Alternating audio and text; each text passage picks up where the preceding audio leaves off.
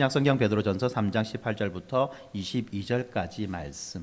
네, 다 찾으셨으면 우리 정세영 성도 앞으로 나와서 이 말씀 읽어주시겠습니다. 그리스도께서도 단번에 죄를 위하여 죽으사 의인으로서 불의한 자를 대신하셨으니 이는 우리를 하나님 앞으로 인도하려 하심이라. 육체로는 죽임을 당하시고 영으로는 살리심을 받으셨으니 그가 또한 영으로 가서 옥에 있는 영들에게 선포하시니라. 그들은 전에 노아의 날 방주를 준비할 동안 하나님이 오래 참고 기다리실 때에 복종하지 아니하던 자들이라. 방주에서 물로 말미암아 구원을 얻은 자가 몇 명뿐이니 겨우 8명이라. 물은 예수 그리스도께서 부활하심으로 말미암아 이제 너희를 구원하는 표니 곧 세례라. 이는 육체의 더러운 것을 제하여 버림이 아니요 하나님을 향한 선한 양심의 강군이라. 그는 하늘에 오르사 하나님 우편에 계시니 천사들과 권세들과 능력들이 그에게 복종하느니라. 아멘. 베드로전서 3장 18절부터 22절까지 말씀. 오늘 본문은요, 이 지난주에 보았던 이 고난 앞에서 선을 행하는 것을 하나님이 원하시고 이런 자들에게 하나님은 복을 주시며 하나님은 그들의 인생을 높이 평가하신다고 하는 그런 말씀에 이어서 오늘 이 말씀은 예수 그리스도도 이처럼 불의한 자들을 대신하여 고난 받으시고 죽으셨으나 부활하셔서 주님이 되셨다는 것을 말씀해 주고 있습니다. 오늘 이 말씀은 이 그리스도의 대속적 죽으심의 의미와 예수 그리스도의 부활하심과 승천하심의 의미를 이 세례와 연결시켜서 설명하고 있는데, 뿐만 아니라 이것을 고난받음, 의를 위하여 고난받음의 의미와 가치와 연결시켜서 그렇게 설명해 주고 있는 그런 부분인 것입니다. 그러므로 오늘 우리가 읽는 이 부분은 정말 중요한 그런 부분인 거예요. 쭉 이제 내용이 나와 있죠.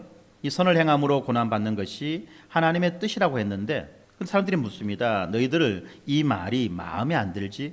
사람들에게 묻는 거예요. 왜냐하면 이 고난이라고 하는 이 글자 자체가 우리에게 있어서 너무나 부담스러운 그런 말이기 때문에 그렇습니다.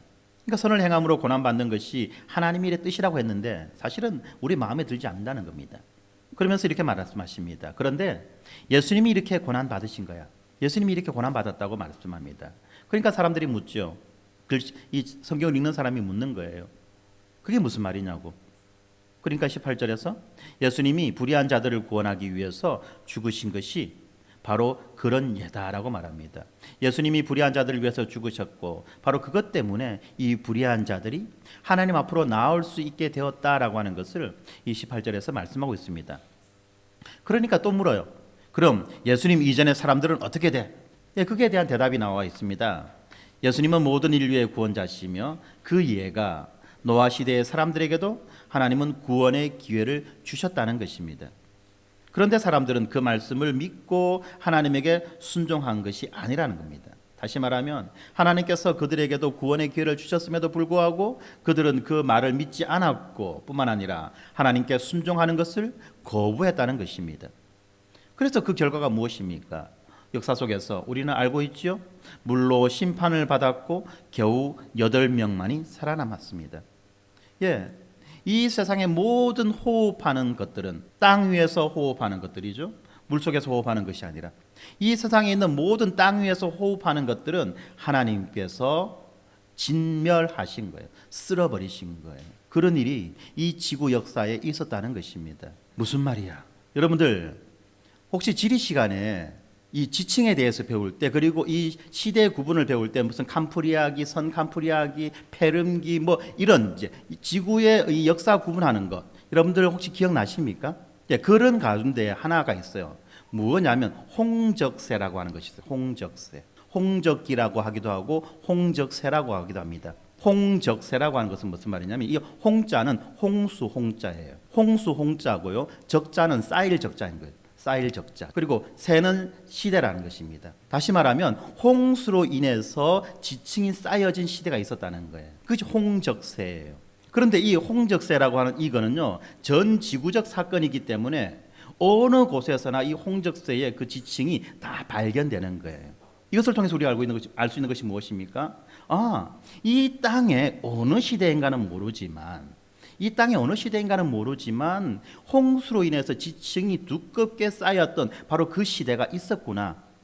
그것도 이 지구 곳곳에서 아시아, 유럽, 아프리카 모든 곳에서 이런 진층의 흔적이 있구나라고 하는 것을 알 수 있는 것입니다. 사람들은 그 홍적세가 왜 생겼는지 아무도 원인을 설명해 주지도 않고 말하려고도 하지 않아요. 심지어 학교에서도 마찬가지입니다. 이것에 대해서 설명해 주지도 않습니다. 그냥 넘어가요. 그런데 교과서를 가만히 읽어보면 그 홍적세라고 하는 것이 있어요.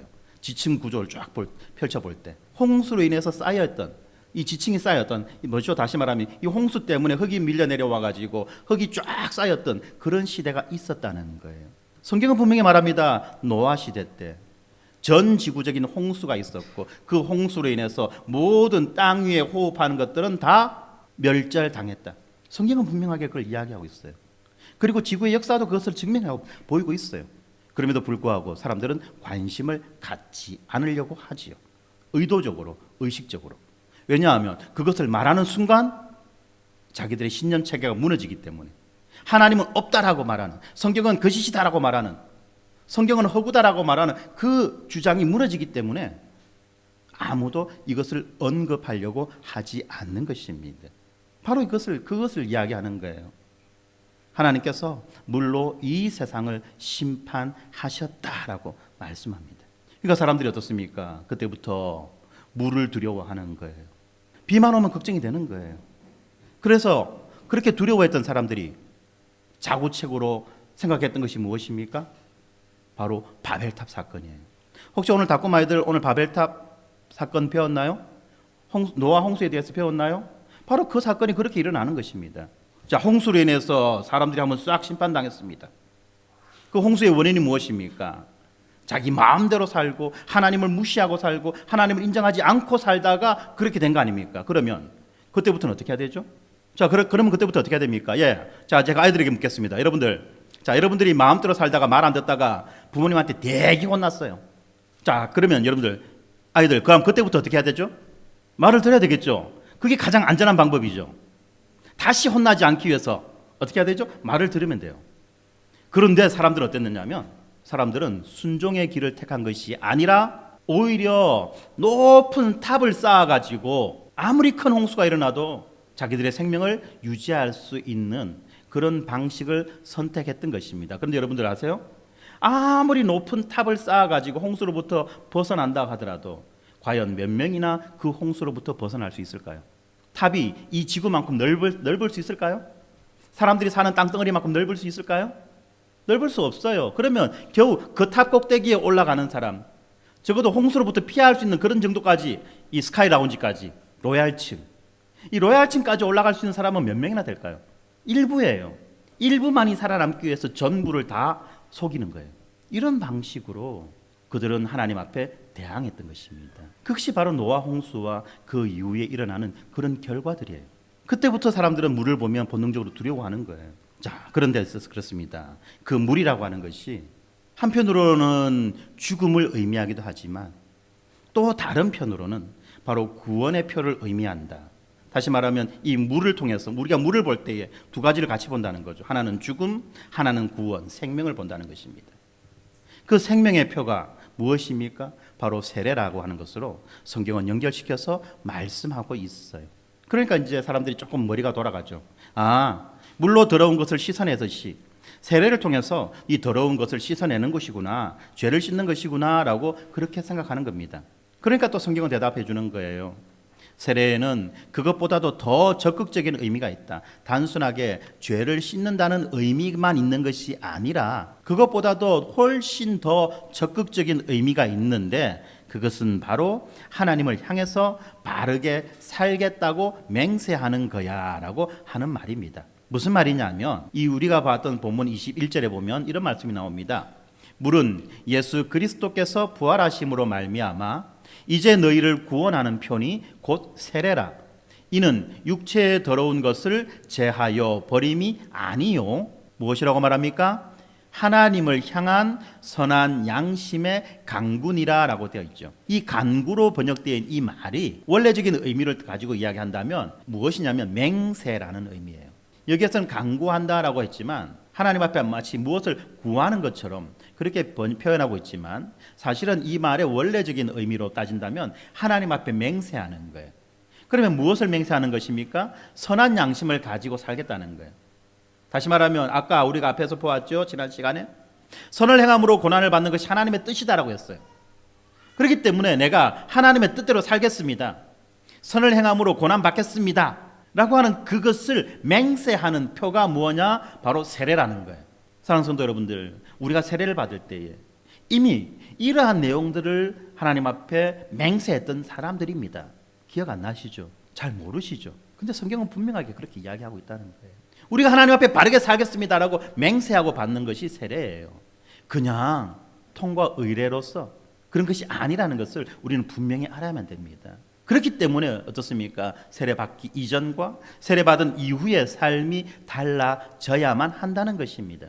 세례받기 이전과 세례받기 받은 이후의 삶이 달라져야 되는 이유가 성경에는 많이 나옵니다. 오늘 보는 것은 그 중에 한 가지예요. 무엇이냐? 세례가 맹세이기 때문에 그렇습니다. 이것은 언약이죠. 약속입니다. 바로 이렇게 세례의 의미를 말씀해 주시고요. 그렇게 말씀해 주시니까 또 사람들은 묻습니다. 심하다. 당장 우리 마음속에 드는 거예요. 뭐 그렇게까지 해야 되나? 맹세까지 해야 되나? 그냥 살면 되지. 뭐 그렇게 맹세까지 하고 뭐 난리 법석을 쳐. 그런 의미가 든다는 말입니다. 그러니까 22절이 나와 있는 거예요. 지금 죄인을 위해서 죽으시고 부활하신 예수님은 승천하셔서 만물을 다스리고 계시지. 그러므로 예수님을 믿는 우리들은 이 선을 행함으로 고난받는 것을 두려워하거나 억울해할 필요가 없어. 뿐만 아니라 만물을 다스리시는 그 왕 앞에서 우리의 충성을 맹세해야만 하는 것이지. 그렇습니다. 우리가 예수님을 왕이라고 말했잖아요. 나의 왕이라고 고백합니다. 주님이라고 고백하는 거예요. 주님이라고 고백하는 그것이 바로 예수님을 나의 왕이라고 고백합니다. 그러면 우리가 그 왕 앞에서 할 수 있는 그 왕 앞에서 할 수 있는 최대의 태도가 무엇입니까? 바로 충성 맹세라는 거예요. 신하된 자로서 그의 백성된 자로서 그 왕 앞에 할 수 있는 것은 충성 맹세가 영광스러운 것이고 유일한 것이라는 것을 우리는 기억할 때에 이 세례가 가지고 있는 그 맹세의 의미를 더 잘 알 수 있는 것입니다. 바로 이러한 내용들이 오늘 우리가 보고 있는 이 본문 가운데 담겨 있습니다. 자, 이렇게 본문은요, 예수 그리스도의 죽음과 부활하심을 통해서 우리가 구원받고 하나님과 화목하게 되었다는 것을 말해주고 있지요. 예수님의 죽으심과 부활을 통해서 우리가 구원을 받았고 우리가 하나님과 화목하게 되었다. 어디서 많이 듣던 말인데? 어디서 여러분들 이 말 들으셨습니까? 복음의 기초 배울 때 이 말을 들었어요. 우리 휘하도 끄덕끄덕합니다. 네, 우리 교회는 이 정도는 됩니다, 그죠? 유치원생들도 복음은 알아요. 네, 특별히 이 말씀을 우리의 믿음의 차원에서 이 그리스도의 중심성을 강조해 줍니다.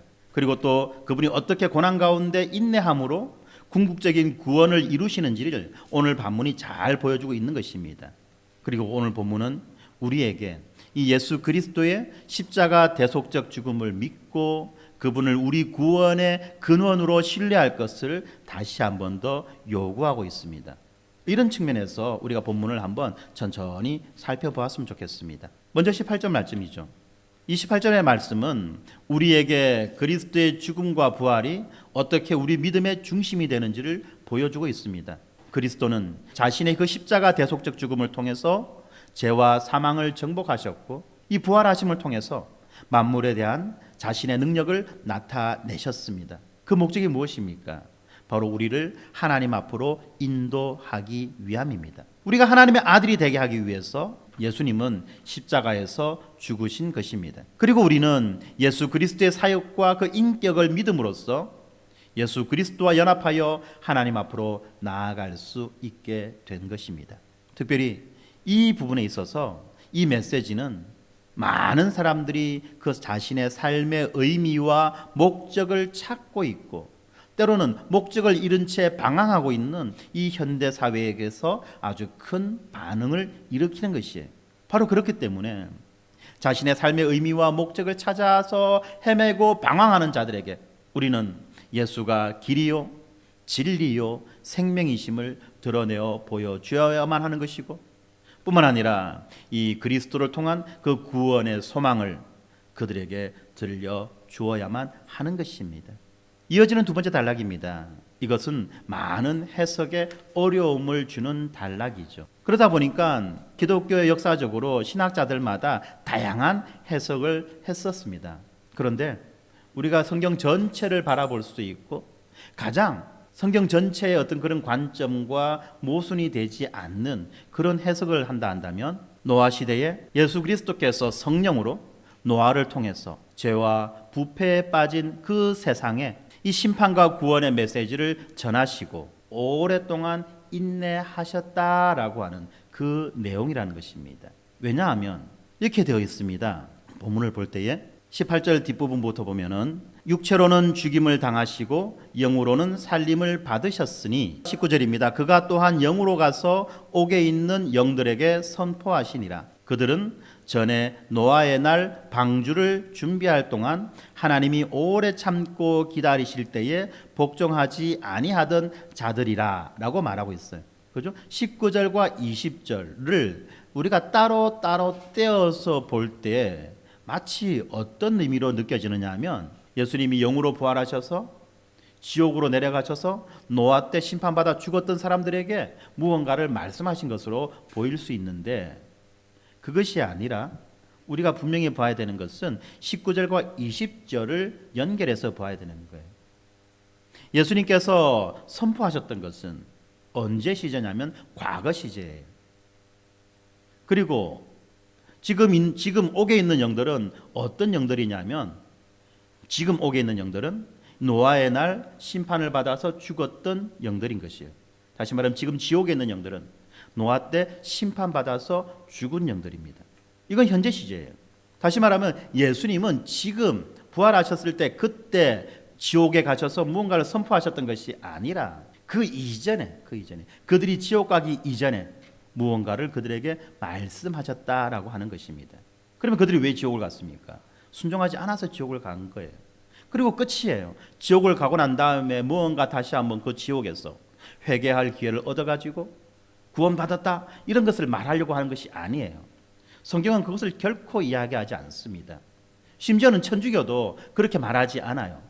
지옥에 떨어진 자가 구원받아서 천국 간다라고 말하는 것이 아니라 그들은 어떤 식으로 말을 하느냐면 중간에 이 천국과 지옥 중간에 뭔가를 하나 두느냐면 연옥이라고 하는 걸 두어가지고 억울하게 죽은 자들이 지금 연옥에 있는데 그들의 후손들이 어떻게 하느냐 하나님 앞에 어떻게 하느냐에 따라서 그들의 공로로서 예수 그리스도의 공로가 아니라 후손들의 그 공로로서 지금 연옥에 빠져 있는 사람들이 천국을 갈 수도 있고 지옥을 갈 수도 있다 이런 식으로 이야기합니다.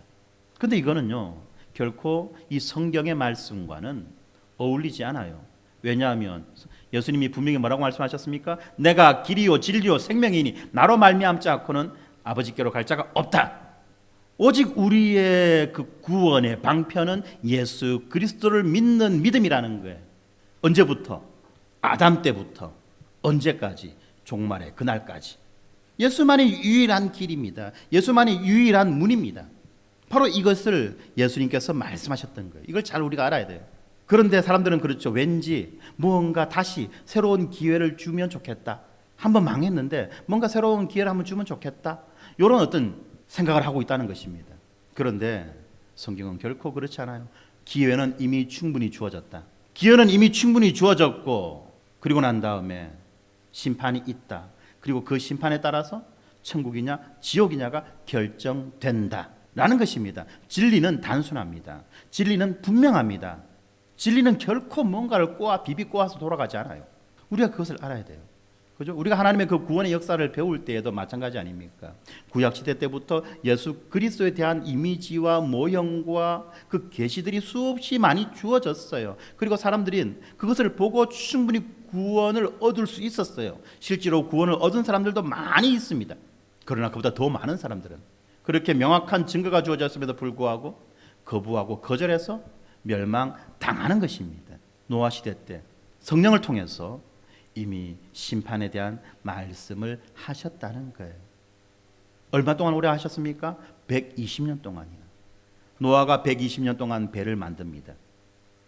120년 동안 노아의 식구들이 배를 만들면서 그들은 늘 사람들에게 말했습니다. 조만간 곧 머지않아 심판이 있을 것이다. 그 하나님의 심판에서 누구도 피할 수가 없다. 라고 말했어요. 얼마 동안? 120년 동안. 그리고 그 소문이 온 세상으로 다 퍼져나갔던 거예요. 온 세상으로. 그리고 동물들이 하나씩 하나씩 그 방주를 향해서 나옵니다. 사람들은 보고 있어요. 그 모든 상황들을. 배가 만들어져 가는 그 과정들도 보았고요. 배가 만들어졌을 때에 동물들이, 각양의 동물들이 쌍을 이루어가지고 그 방주를 향해서 나오는 것도 보고 있어요. 그럼에도 불구하고 회개하고 돌아오라고 하는 그 말 하나는 거부하고 거절하고 있는 거예요. 그래서 그들은 죽었던 것입니다. 방주의 문이 닫혔습니다. 비가 쏟아집니다. 하늘에서도 물이 쏟아지고 땅에서도 물이 솟아오릅니다. 삽시간에 아수라장이 되는 거죠. 그제서야 사람들은 방주의 문을 두드립니다. 열어달라고, 제발 살려달라고. 그런데 어떻게 되나요? 때는 늦으리. 120년 동안에 그만큼 오랜 시간 동안 그들에게 주어졌던 그 기회가 이제 다 지나간 것입니다. 그리고 이제는 때는 늦으리. 명확한 그 생과 사의 경계가 그어진 것입니다. 그것이 하나님의 심판이에요. 우리가 지난번에 이스라엘의 역사를 보면서 또 발견한 것이 있었죠. 노아 시대 때 하나님은 120년간의 그 시간을 주시면서 회개하고 돌아올 것을 촉구했으나 인간들은 돌아오지 않았습니다. 뿐만 아니라 이스라엘 말렵에도 어떻습니까?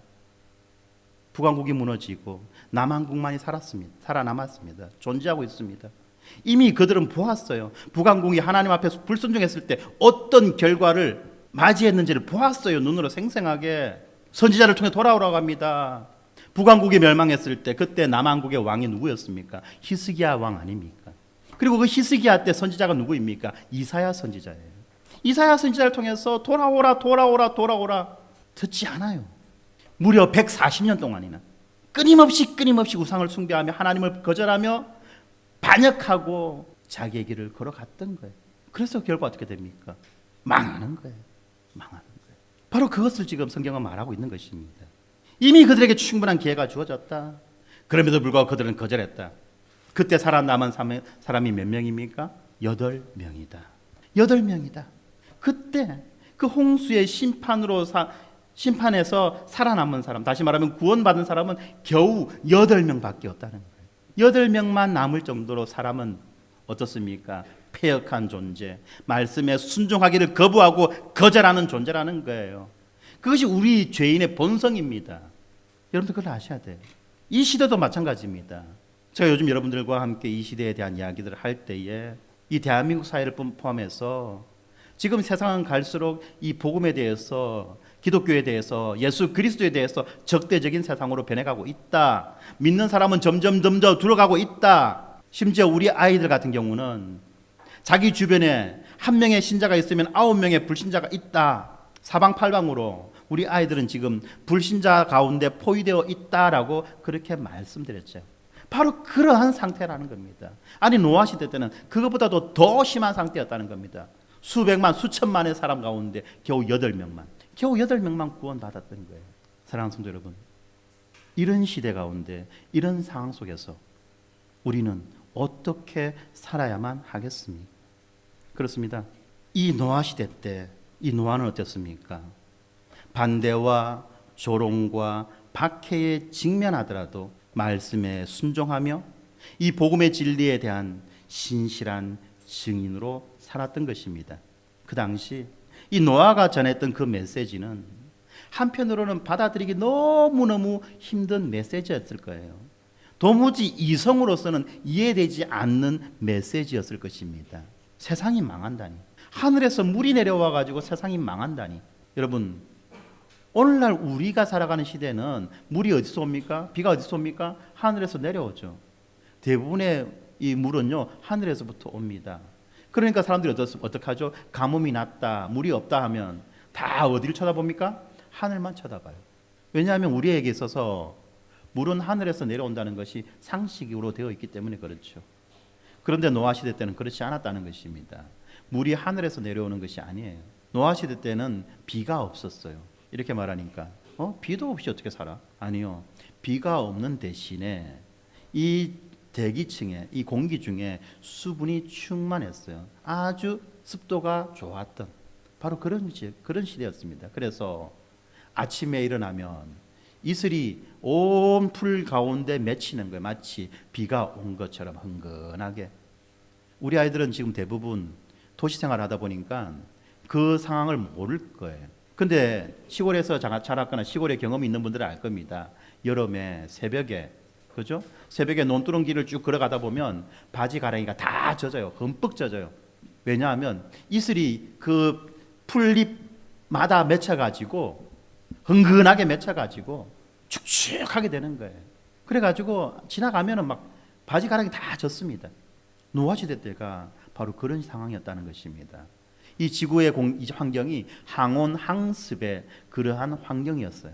그러니까 사람들이 아주 오래 살 수 있죠. 사람들이 살아가기 최적의 그런 조건이었다는 것입니다. 오존층, 지금처럼 무슨 오존층이 빵꾸가 나가지고 자외선이 오니 적외선이 오니 해가지고 타니 안 타니 이런 것이 아니라 햇빛 알레르기 걱정할 이유도 없고요. 바람이 불어가지고 막 기온이 막 날이 춥니 덥니 할 그런 걱정도 없이 항상 사람이 살아가기에 최적의 온도, 그런 상황 속에서 인간들은 살았던 것입니다. 그러다 보니까 비가 온다는 것은 상상도 못하는 거예요. 비라고 하는 말이 없고요. 그냥 물은 항상 어디 있습니까? 아침에 이슬 방울처럼, 아침에 풀잎 끝에 이슬 방울처럼 맺혀가지고 그게 다 물이 되는 거예요. 그래서 농사를 짓는 겁니다. 그것이 바로 노아 이전에 그런 지구의 상태였습니다. 무슨 소리 하느냐고? 여러분들 성경을 꼼꼼하게 읽어보세요. 나와 있어. 바로 그런 환경 속에서 하늘에서 비가 온다. 이해도 안 되는 소리 하고 있는 거예요. 미친 소리 하는 거예요. 인간의 이성으로는 도무지 이해가 안 되는 소리를 하는 겁니다. 그런데 여러분들 아십니까? 인간의 이성이라고 하는 것은 결국은 자기 경험에 제약을 받을 수밖에 없어요. 자기 경험의 범위 속에서 인간의 이성이 작용합니다. 그렇기 때문에 우리가 뭐라고 이야기합니까? 아이들에게. 또 우리 스스로도 직접적인 경험도 많이 해야 되지만 또 간접적인 경험도 많이 해야 된다. 그리고 우리가 간접적인 경험을 할 수 있는 아주 강력한 수단과 도구가 무엇입니까? 책이에요. 책을 읽음으로써 우리가 경험해 보지 않았던 다른 많은 것들, 다양한 것들을 간접적으로 경험해 보는 거예요. 그럼으로써 우리 인식의 범위를 넓히고 깊이를 깊게 하고, 인식의 깊이를 깊게 하고, 그래 가지고 우리의 이성이 점점 더 확대되어 나가고 뚜렷하게 되어져 오는 것입니다. 그런데 배운 것 없고 경험 없으면 이성 자체가 이미 좁아 빠진 거예요. 여러분들, 우리가 단적인 예가 있습니다. 유치원 때 보는 세상과 중학교 때 보는 세상과 고등학교 때 보는 세상과 고등학교를 졸업하고 난 다음에 보는 세상이 어때요? 다릅니다. 결혼하기 전의 세상과 결혼하고 난 다음의 세상이 또 달라요. 자녀를 갖기 전의 세상과 자녀를 갖고 난 다음의 세상이 또 달라요. 그만큼 경험이 확대되어지고 다양해지고 그렇게 되어갈수록 우리의 깨달음, 우리의 지식이 풍성해진다는 것입니다. 이건 일반적인 이론이죠. 바로 그것 때문에 아이들은 어른들의 말을 들어야 되는 거예요. 왜냐하면 그만큼 세상을 오래 살았잖아요. 이제 겨우 한 10년, 15년, 20년 살고 난 다음에 세상을 전부 다 아는 것처럼 금방 뜨는 것, 하루 강아지 더 무서운지 모르는 이야기예요. 나중에 돌아보면 정말 부끄럽죠. 내가 그때 왜 그런 짓을 했는가. 바로 노아 시대 때 이런 것입니다. 상상할 수 없는 일이었어요. 그리고 기분 나쁜 일입니다. 죽어. 왜 죽어 죽기는. 내가 지금 1000년을 사는데 죽어. 이런 이야기입니다. 멀쩡히 살아있는데 죽는다고 누가? 이런 거예요. 자, 그러니까 정말 받아들이기 힘든 메시지라는 거죠. 그렇지만 또한 어떻습니까? 이것만큼 위로가 되는 메시지가 없다는 거예요.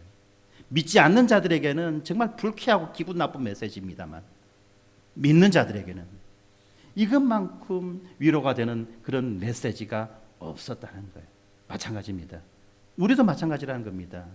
이 노아에게 전해진 그 심판의 메시지를 듣고 자신의 삶에서 돌이켜 방주 안으로 들어갔던 사람처럼 오늘도 또한 말씀을 통해서 우리에게 전해지는 그 심판의 메시지를 듣고 우리의 삶에서 돌이켜서 구원의 방주 되시는 예수 그리스도에게로 나아가야만 하는 것입니다.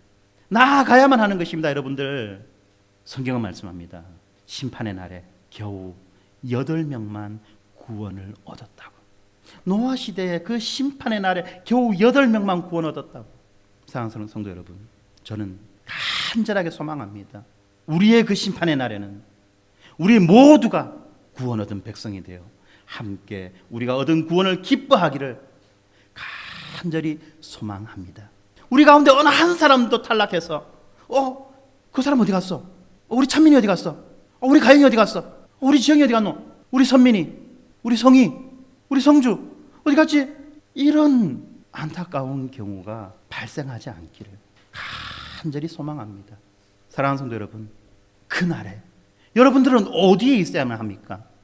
우리는 어디에 있어야만 합니까? 그런데 지금 우리는 어디에 있습니까? 방주 안에 있습니까? 아니면 방주 밖에서 방주를 바라보며 저 사람들 미쳤다고, 이해 안 된다고, 왜 저래 쓸데없는 짓 하냐고 그렇게 조롱하고 손가락질 하고 있습니까? 이건 그냥 옛날에 있는 어떤 전설에 있는 이야기가 아니에요. 신화 속의 이야기가 아닙니다, 여러분. 이거는 바로 우리가 직면한 현재와 앞으로 당할 미래에 대한 이야기라는 것을 우리가 분명히 알아야만 합니다. 우리는 지금 우리가 하던 짓들을 멈추고 돌이켜서 우리의 반석이 되시며 우리의 구원이 되시는 예수 그리스도께로 돌아가고 예수 그리스도 안으로 들어가야만 하는 것입니다. 그렇게 우리의 돌이킴, 내가 예수께 돌아왔습니다, 내가 예수 안으로 들어갑니다, 그것을 드러내는 그 방편이 무엇입니까? 세 번째 단락에 나오는 바로 그 세례라는 거예요. 이 세례를 통해서 우리는 그리스도의 죽으심과 부활하심 안에서 믿음으로 그리스도와 연합하고 그리스도의 일부가 되는 것입니다.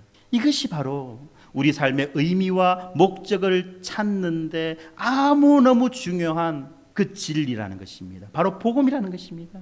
우리가 예수 그리스도와 연합하고 예수 그리스도의 일부가 된다는 이것이 우리에게 얼마나 큰 위로가 되며 힘이 되는지 여러분들 아십니까? 우리가 이 세상을 살아갈 때에, 이 세상의 도전에 직면할 때에 우리는 우리 자신보다 더 큰 것의 일부며 그리스도 안에서 연합된 그 신자들의 공동체의 일부라는 것을 우리가 알게 될 때에 우리는 너무나도 큰 위로를 얻을 수 있고 우리는 다시 한 번 더 힘을 낼 수 있는 것입니다. 나 혼자가 아니에요. 나 혼자가 아니에요. 그렇기 때문에 사랑하는 성도 여러분, 본문 말씀을 통해서 우리가 그리스도를 따른다는 것을 어떻게 이해해야만 합니까? 그리고 이 그리스도를 따른다는 이 진리를 우리 일상생활 속에서 어떻게 적용해야 되겠습니까?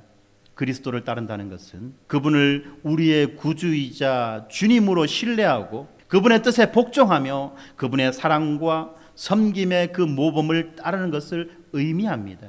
우리가 먼저 죄에서 돌이켜 의를 추구하면서 먼저 하나님의 나라와 그 의의 의를 구하고 이웃을 내 몸과 같이 사랑하는 것을 말합니다. 우리는 이러한 순종으로서 우리와 그리스도와의 관계를 증명할 수 있습니다. 관계가 중요합니다. 그런데 그것을 어떻게 드러내고 어떻게 증명하겠습니까? 나의 개인적 종교 생활로? 나의 개인적 거룩으로? 아니요. 그것은 나의 종교심에서 나온 행위입니다. 하나님은 분명히 우리에게 말씀하십니다. 마음과 힘과 목숨을 다하여서 너의 하나님을 사랑하고 동일하게 너의 이웃을 사랑하라고 명확하게 그렇게 말씀하지 않습니까? 이것이 율법의 마침이다, 모든 율법의 엑기스다 라고 예수님이 그렇게 말씀하지 않으십니까? 그래서 예수님 앞에 나와서 그 구원이 무엇냐고 묻는, 어떻게 하면 구원을 얻을 수 있느냐고 묻는 그 부자에게 예수님이 말씀하시는 거예요. 너의 모든 소유를 다 팔아서 나누어 줘라. 누구에게? 가난한 자들에게. 구원은 받고 싶었지만 자기의 소유는 포기하기 싫었던 그 부자는 걱정하고 염려하며 예수님 앞을 떠났습니다. 너무나도 분명하고 명확하게 우리에게 말씀해 주시는 거예요. 그런데 참 그렇죠, 여러분들. 이게 쉬운 게 아니에요. 왜 쉬운 게 아닌 줄 아십니까? 우리의 본성과 맞지 않기 때문에 쉬운 게 아니에요. 그리스도를 따를 때 우리는 반대와 박해에 직면합니다. 그때 우리는 어떻습니까? 의심과 두려움으로 씨름합니다. 이게 맞나? 이게 진짠가? 이렇게 해도 되는가? 그러나 우리는 이 그리스도께서 우리와 함께 계시고 그리스도께서 죄와 죽음을 정복하셨으며 이제 그분을 통해서 우리도 이 세상의 그 도전을, 박해와 핍박을 극복할 수 있다는 것을 믿음으로써 큰 위로를 얻을 수 있는 것입니다. 이 결론적으로 이 베드로전서 이 말씀은 우리가 현대를 살아가는 데 있어서 너무나도 강력한 희망과 구원의 메시지를 전해줍니다. 그리스도의 죽으심과 부활하심을 통해서 우리는 구원을 받았습니다. 그리고 하나님과 화목하게 되었습니다. 그리고 그리스도의 죽으심과 부활하심으로 드러난 예수 그리스도의 그 인격과 사역을 믿음으로 우리가 그리스도와 연합되었고요. 뿐만 아니라 세례를 받지요. 이 세례는 우리가 믿음으로 그리스도와 연합되었다라고 하는 이 사실을 공적으로 드러내고 확증하는 것입니다. 이렇게 내가 복음을 믿는다는 사실을 세례를 통해서 선명하게 드러내는 거예요. 복음은요, 우리가 믿는 이 복음의 진리는 우리에게 세상의 반대와 세상의 박해에도 불구하고 그리스도의 사랑과 순종의 모범을 따를 것을 요구하고 있습니다. 본문 말씀을 통해서 우리는 이 그리스도께서 우리의 죄를 위하여 단번에 고난 받으심으로 우리로 하여금 하나님과 화목하게 하셨다는 것을 보여줍니다. 예수님은 육체로는 죽임을 당하셨으나 성령으로는 살리심을 받아서 부활하셔서 모든 죄와 사망의 권세를 이기셨죠. 그리고 지금 그분은 하나님 우편에서 만물을 다스리고 계십니다. 이제 우리는 그를 믿는 자는 누구나 그의 죽으심과 부활하심과 연합하여 세례를 받고 죄 사함과 성령의 선물을 받는다는 사실을 알게 되었습니다. 이것이 복음입니다. 우리는 믿음으로 그리스도의 죽으심과 부활하심과 연합하여서 세례를 받습니다. 다시 말하면 세례라고 하는 것은 믿음으로 그리스도의 죽으심에 동참하는 것입니다. 또한 믿음으로 그리스도의 부활하심에 동참하는 거예요. 그 결과 우리는 죄 사함을 받습니다. 그 결과 우리는 성령의 선물을 받습니다. 이 성령의 선물, 어떤 것이 있을까요? 성령 자체를 우리에게 주십니다. 그것이 성령의 선물입니다. 뿐만 아니라 우리 안에서 성령이 역사하십니다. 그래서 우리로 하여금 끊임없이 말씀을 기억나게 하고 생각나게 하고 깨닫게 하고 그 말씀대로 순종하며 살아갈 수 있는 그 힘과 능력을 주십니다. 이것이 성령의 선물입니다. 뿐만 아니라 성령의 9가지 열매, 온유와 희락과 양성과 자비와 온유와 충성과 절제 등등등, 이런 것들을 사랑도 포함해서 우리에게 주신다는 것입니다. 그래서 우리는 그런 사람으로 살아갈 수 있는 거예요. 이것이 바로 복음인 거예요. 그래서 우리는 이 영광스러운 진리인 복음을 믿고 이 복음에 합당하게 살아가야만 합니다. 사랑하는 성도 여러분, 우리가 지금까지 살펴보았던 이 본문 말씀이 우리에게 말씀하는 것은, 이 영광의 복음에 합당한 삶은 우리가 그리스도의 발자취를 따르고 의를 위하여 고난받는 삶이라는 것입니다. 앞에 나와 있던 17절에서 선을 행함으로 고난받는 것이 하나님의 뜻일진데 악을 행함으로 고난받는 것보다 나으니라라고 분명히 말씀하고 있습니다. 우리의 고난을 통하여서 우리가 그리스도의 고난에 참여하고 점점 더 그분의 형상을 닮아가게 된다는 것을 우리는 알고 있습니다. 따라서 우리는 십자가를 품어야 합니다. 뿐만 아니라 그리스도를 따를 때에 받게 되는 그 고난도 우리는 품어야만 하는 것입니다. 사실 무엇보다도 편함과 편리함을 중시하는 이 시대에 500m 걸어가는 거 싫어가지고 차를 타고 가는 이 시대에 이 말씀을 받아들이기는 참 쉽지 않은 메시지예요. 세상은 우리에게 뭐라고 말합니까? 여러분은 행복할 자격이 있습니다. 여러분은 고통과 괴로움을 피하기 위해서 필요한 모든 것들을 해야만 합니다라고 우리에게 속삭이지 않습니까?